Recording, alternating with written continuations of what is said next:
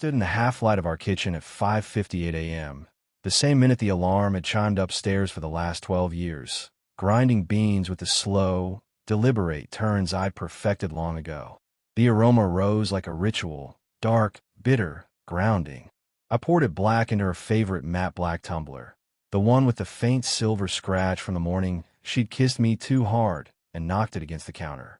On the side, in the same steady handwriting I'd used since Caleb was in diapers. "You've got this, love. Jay." I set it beside her keys, exactly where she expected it, then wiped the counter clean and went back upstairs to wake our 14-year-old son for school. Lauren came down at 6:42, hair already swept into the low, elegant knot that photographed so well, cream blouse crisp, heels clicking with purpose. She saw the coffee, smiled that quick, distracted smile she'd been giving me for months, and said, "You're a saint, Jordan." She pressed a kiss to my cheek, light, perfunctory, the way you thank a doorman, and took a sip. "Perfect as always." I nodded, returned the small smile I'd been rehearsing in the bathroom mirror, and asked about her day. Board presentation at 10, then lunch with the new investor group, then site visit till late. She rattled it off without looking up from her phone. I noticed the screen flash once, Marcus's name, then gone. She tilted the phone away almost imperceptibly. I said nothing, just drive safe, and watched her leave. That became the pattern. For 4 more months, I became the perfect ghost in my own house, every morning repeating the same quiet motions while something colder settled deeper in my chest. I still packed Caleb's lunch, turkey on rye, apple slices, the little note I'd slipped in since first grade. "Crush it today, champ." I still drove him to early morning practice, cheering from the sideline while he sprinted drills. I still graded papers at the kitchen island after dinner, waiting for the sound of her key in the lock. When she walked in, usually after 9, sometimes after 11, I'd have dinner waiting under foil or a plate of leftovers warm just enough. "Rough one?" I'd ask softly. She'd sigh, drop her bag, kick off her heels. "You have no idea. Marcus had me rewriting the entire deck 3 times. She'd say his name casually now, testing, maybe to see if I flinched. I never did. I'd rub her shoulders for exactly 7 minutes, the length of time she used to like, while she scrolled emails and murmured about tight deadlines and high expectations. I noticed everything, and the small signs that had once seemed harmless now carried weight I couldn't ignore. The new perfume, something expensive, oud and amber, nothing like the light citrus she'd worn for years. The way she reapplied lipstick in the hallway mirror before she left for late meetings, the shade deeper, bolder. The faint mark on her neck one Tuesday morning that she covered with concealer while I pretended to read the news. Even earlier, months before the burner phone, there had been tiny fractures I'd brushed aside. The way she'd glance at her phone during Caleb's soccer games and smile at messages I wasn't meant to see, or the offhand comment at neighborhood barbecue when someone asked how I filled my days. "Jordan's the rock," she'd said, but the way she said it made it sound like a paperweight, something convenient and heavy. She started to relax. She began leaving her regular phone face up on the counter while she showered. She stopped flinching when Marcus texted during dinner. Once, when Caleb asked why she smelled like a different cologne, she laughed lightly and said, "New office scent diffuser. Awful, right?" Caleb looked at me. I gave him the small shrug I'd been giving him for months, the one that said grown-up stuff, don't worry. She thought I was oblivious. She thought she was winning. She even started talking about the future in front of me. Casual mentions of expanding the firm internationally, maybe a pied a terre in New York for client convenience. She said it all while drinking the coffee I made her, wearing the earrings I'd given her for our 10th anniversary, sleeping in the bed I still made every morning. I let her feel safe. I let her believe she was untouchable. But the disrespect had crept in long before any of us admitted it, subtle at first, then sharper, like a blade testing skin. It started a small dinner with her senior team and a few key clients at that upscale Italian place downtown. Lauren laughed lightly, swirling her wine glass as she turned to the table. Jordan used to have his own firm, you know, before he decided being a full-time dad was his true calling. The table chuckled politely. "Hey, someone has to keep things running at home," she added, like she was doing me a favor. I smiled along, nodding, even raising my glass slightly. But something about the way she said it, like I had chosen a shrink, sat heavier than it should have. Caleb wasn't there, but the words still landed, and I felt the first quiet burn of something I couldn't name yet. It got worse at the firm's summer mixer, a bigger event with 50 people on a rooftop terrace overlooking the river. Someone asked about our life balance. Lauren adjusted her dress, laughing that bright, polished laugh she saved for crowds. Jordan? He's harmless. Honestly, if I ever needed something done fast, he'd probably ask for a checklist first. Laughter rippled around the table. He's sweet, though, she added quickly, patting my arm like I was something well-trained. I laughed with them. Of course I did. That's what you do when the person who's supposed to respect you turns you into a joke. The sting burned deeper that night as we drove home in silence. She hummed along to the radio as if nothing had happened, while I gripped the wheel and wondered how many people in that room now saw me the same way she did. At home, the dismissals cut even closer. One evening, I mentioned an idea for Caleb's school project, something structural I thought might help. She barely looked up from her phone. You wouldn't understand, she said. It's not like what you do is high pressure. I stood there for a moment, the words landing heavier than she probably intended. Or maybe exactly as she intended. Another night, after I'd spent the weekend restoring an old drafting table for my part-time teaching, she watched me carry it in and said almost thoughtfully, You're reliable, Jordan. Not exciting, not ambitious like before, but stable. That matters. Stable.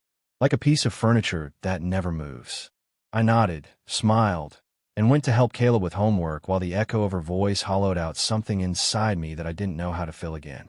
Then came the afternoon that shattered the last illusion. I had decided to surprise her with the watch she'd paused over in the store 3 weeks earlier. Just a small, thoughtful gift because some part of me still believed there was a spark worth feeding. The box was small, matte black, tied with a ribbon I had redone twice because the first knot didn't feel right. I left the store with that quiet kind of excitement and headed to the St. Regis where I knew she had a client lunch. I was halfway across the valet drop-off when I saw her. Oversized sunglasses, silk scarf, that blouse I'd picked out in Milan 2 summers ago. The one she claimed to hate but wore anyway. A small smile formed on my lips. I imagined sneaking up, wrapping my arm around her waist. But then Marcus approached. His hand went straight to her lower back with practiced familiarity. She leaned into him, fingers brushing his in a way that made my stomach collapse. I froze behind a parked car, pretending to tie my shoe. They didn't even check in at the front desk. They moved toward the elevators like they owned the space, laughing softly. I caught her whisper, breathy and intimate. I know. It's so much easier when he doesn't see. That's why it works. Marcus brushed her hair aside, lips near her neck. They disappeared into the elevator, still holding hands. I stood there, the ribbon crushing under my grip, the watch gleaming coldly inside the box.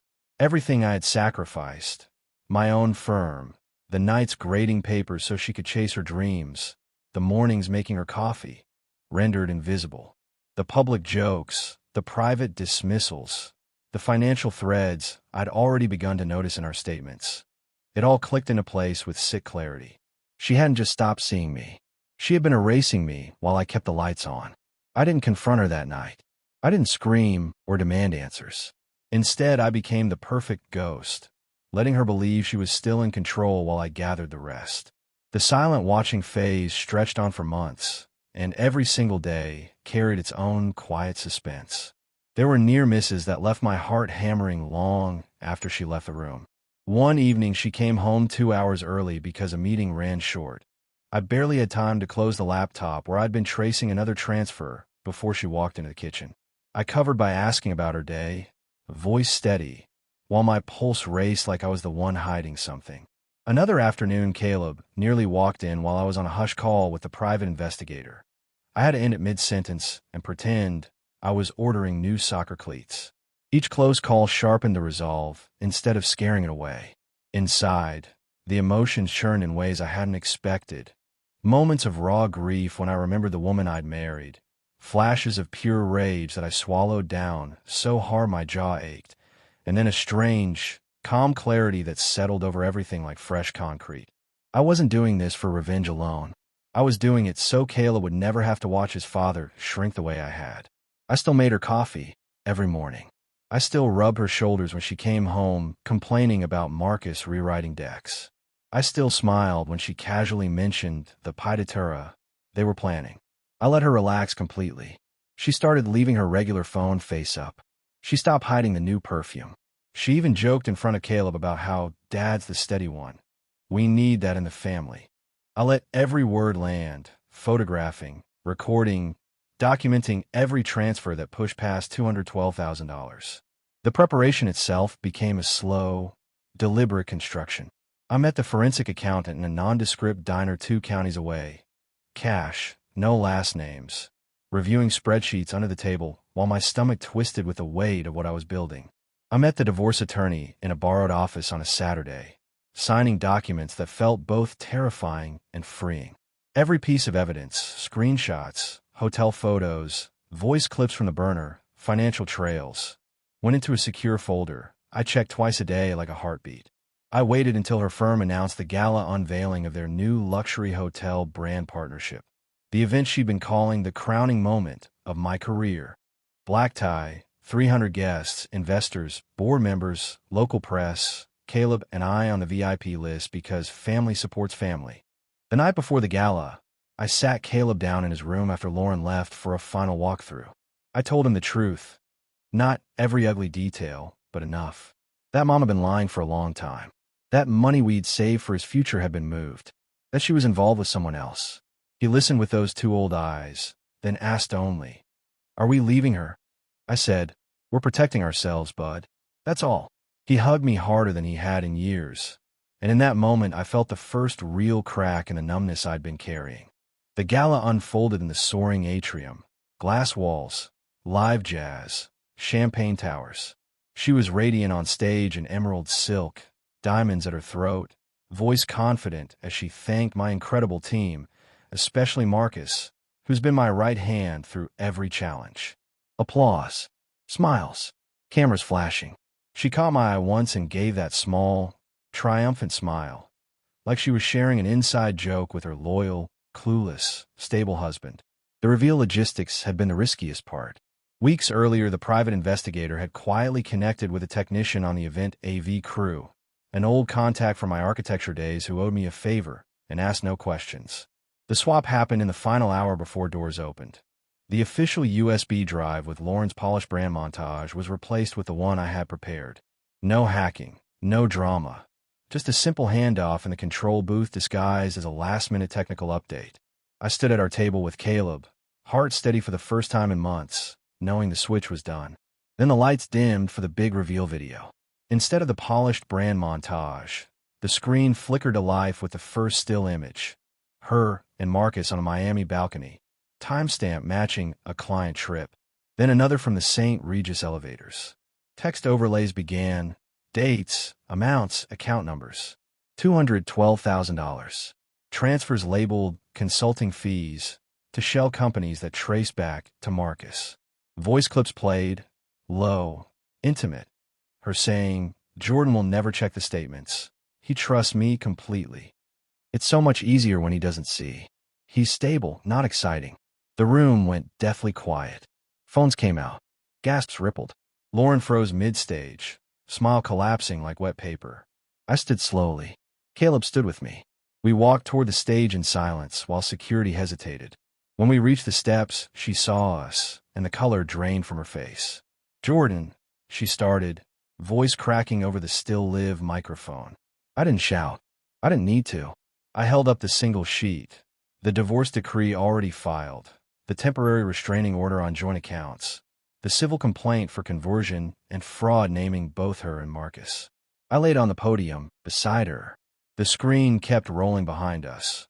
More evidence, the public belittling quotes, pulled from old event videos I'd quietly saved, the private dismissals transcribed from hidden recordings.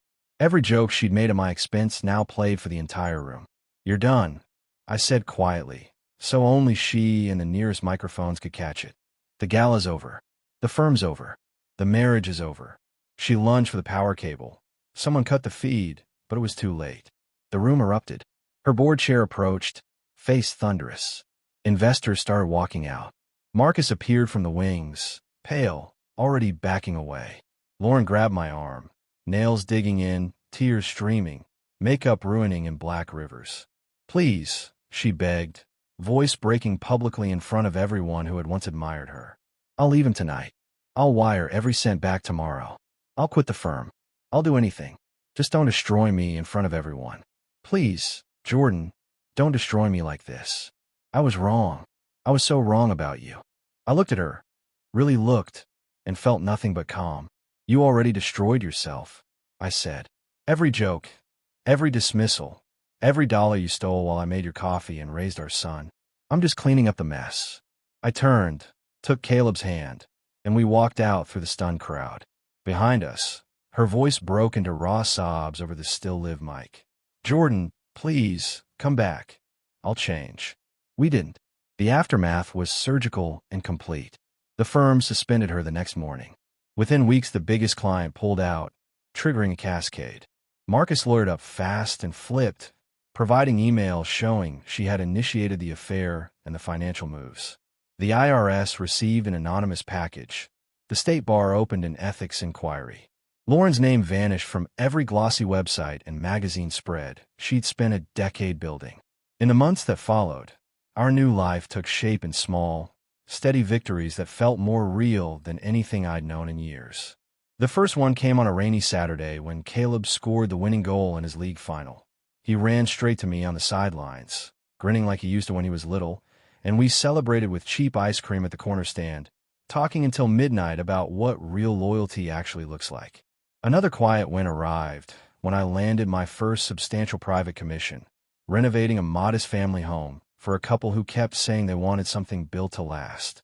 I stood in their empty living room with a set of fresh blueprints and felt the old satisfaction of creating instead of just maintaining. Even the ordinary mornings became victories. Caleb sometimes joined me at the counter while I made our coffee now, no note on the side, just the two of us talking about school or soccer or nothing at all.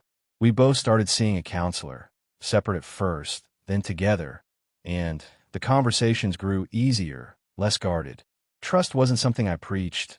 It was something we practiced in the small daily choices. Lauren tried everything in those first months. Daily texts begging forgiveness. Letters pushed under the new apartment door. One evening she showed up on our porch, hair unwashed, eyes red, sobbing that she'd in it with Marcus forever, move back to a smaller place, go to therapy, give up her share of everything if I just let her see Caleb regularly and not let the world remember her this way. Caleb watched from the upstairs window, face blank. I told her through the screen door, "You don't get to decide the terms anymore. You made me the joke. Now everyone knows the truth." She lost Marcus too. He ghosted her the moment the legal pressure hit.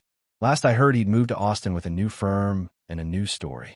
Caleb and I moved into a smaller place near the lake.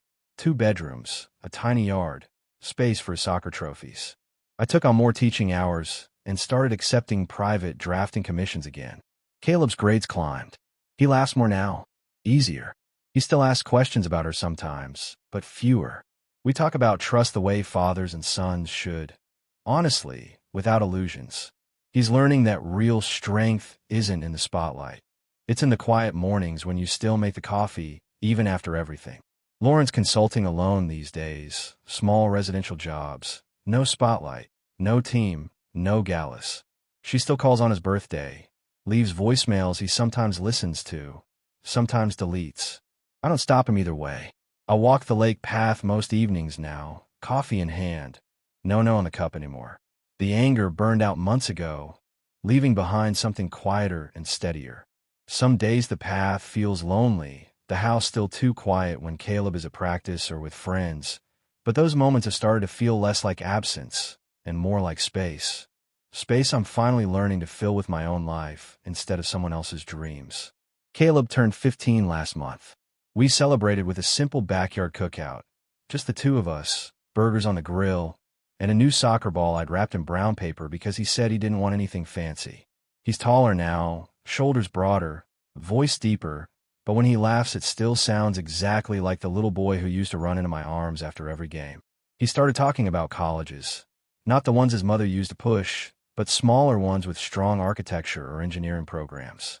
"I want to build things that last," he told me one night while we sat on the dock, feet dangling over the water. "Like you do, Dad." That sentence settled in my chest warmer than any applause ever could. Lauren still tries sometimes. A text on holidays. A voicemail on his birthday that grows shorter and more careful each time. She's working small residential projects now, the kind that don't make headlines or require black tie galas. The last time she showed up at the door unannounced, her eyes were tired. Her posture no longer carried that sharp corporate edge. She didn't beg this time. She just stood there in the porch light and said quietly, "I miss my family." I looked at her for a long moment, the woman I once loved with everything I had, and felt only a distant sadness, the kind you have for someone who chose their own destruction. "You still have a son," I told her, "but the version of me you miss doesn't exist anymore. He was the one who kept shrinking so you could shine." She nodded once, tears slipping silently down her cheeks, and left without another word. Caleb watched from the window, but didn't come down. Some bridges aren't meant to be rebuilt. Sometimes the kindest thing you can do is let them stay burned. I've started drawing again, not just for clients, but for myself. Late at night after Caleb goes to bed, I sit at the old drafting table I restored, pencil in hand, sketching houses with wide porches and strong foundations, homes meant for people who choose to stay. The lines come easier now, steadier. There's a peace in creating something that doesn't depend on anyone else's approval or ambition. What I've learned, slowly and painfully, is that love isn't blind faith. It's evidence, reviewed without rose-colored lenses. When someone starts forging that evidence, publicly diminishing you, privately erasing you, then stealing from the life you built, you don't owe them mercy. You owe yourself and your child the truth. And the truth, once it's spoken clearly in front of everyone who ever laughed along with the jokes, doesn't negotiate. Some nights, when the lake is still and the stars are sharp above the water, I stand at the end of the path and breathe deeply. The weight I carried for years is gone. In its place is something lighter, the quiet satisfaction of knowing I protected what mattered most, rebuilt what was broken, and finally chose myself without apology. If you enjoy stories like this, subscribe for more.